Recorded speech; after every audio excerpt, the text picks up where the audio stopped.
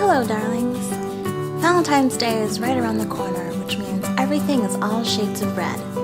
And of course, one of my most favorite things in the world is red velvet cake. To solve your quest for something sweet after dinner, I'm going to show you how to make these most decadent and fluffy mini red velvet cakes with cream cheese frosting. They will most definitely delight your Valentine. Let's get started. Okay, so before we bake, we should first check all the ingredients we'll need. The full list will be in the description below.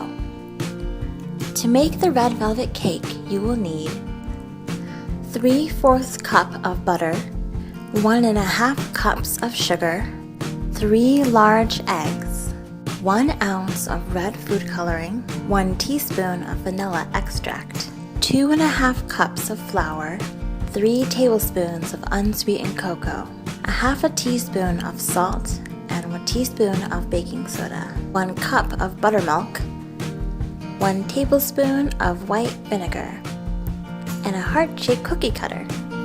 To make your cream cheese frosting, you'll need 8 ounces of cream cheese, 8 tablespoons of butter melted, and 1 cup of powdered sugar, 1 teaspoon of vanilla extract, and 1 electric mixer. To make the red velvet batter, we'll first make 3 separate mixtures. In the first, beat the butter on a low to medium speed until smooth and creamy. Whisk in your sugar and continue to mix well.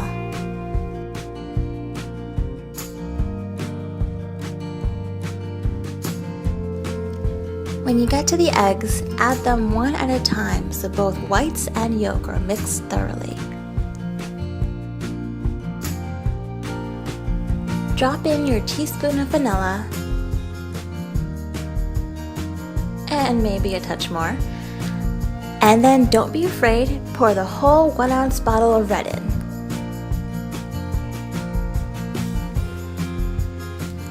Now we're going to set that first mixture aside and toss together some of the dry ingredients for the second mixture.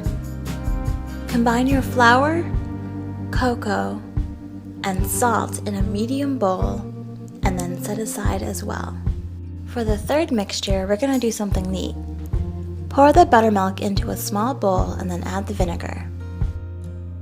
Tap in your baking soda and you'll be able to hear the mixture start to fizz. Stir it together and watch it expand in size with the air bubbles. Pretty cool. Now we're going to mix all 3 separate bowls together, but we'll need to take special care as to not lose the smoothness of the red butter and eggs or the fluffiness of the buttermilk and baking soda.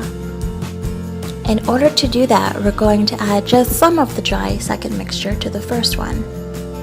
Fold the 2 mixtures together instead of whisking it to keep it light and smooth. Once it's mixed well, add some of the third mixture to the first. Again, fold the mixtures together to keep the fluffy air consistency. Mix them well and then continue to alternate until all are mixed in.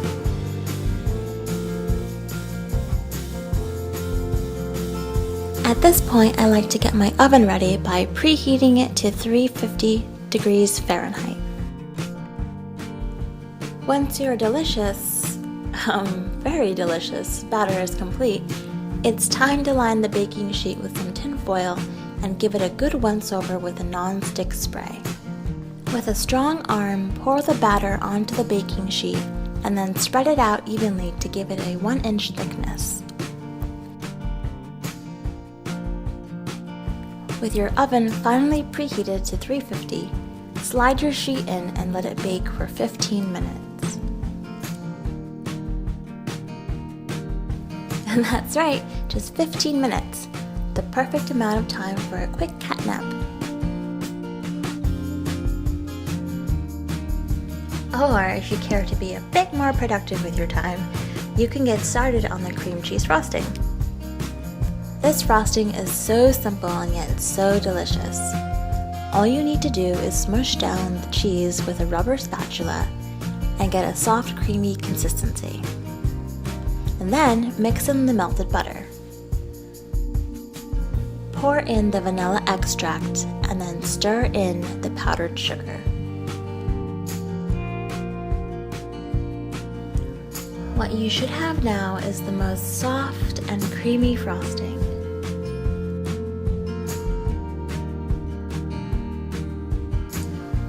So we can make our cake filling a lot easier.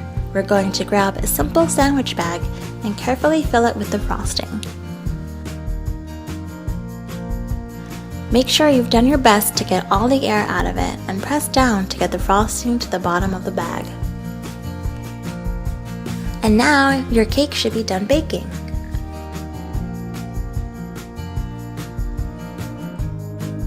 You'll be able to tell if it's baked through if your knife tip or toothpick inserted comes out clean. Ah, it's beautiful. Where was I? Oh yes. Once your cake has cooled, it's time to cut out your hearts with the mini cookie cutter.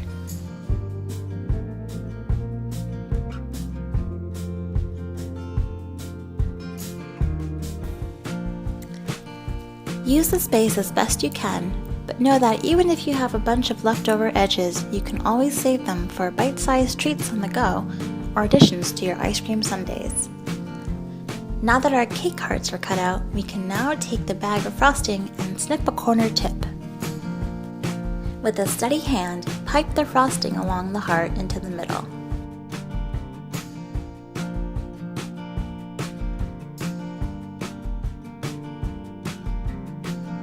Be as generous as you want. Stack another heart on top, and you have your mini cake. If you want to get fancy, I made a small heart stencil on Bristol board and lightly brushed some powdered sugar over it. And voila! You have your delicious, fluffy, mini red velvet cream cheese cakes that you can serve to your Valentine anywhere you want. Garnish with some fruit or package up to share with your friends. Or simply treat yourself. Yeah, go treat yourself. And yeah, that's my little baking lesson for you. I hope you enjoyed it. If you did, please give it a thumbs up and don't forget to subscribe to my channel to see more upcoming Valentine's Day projects. Now, go out and bake your own batch of cakes to share with those you love. Chocolate is love after all. Good luck.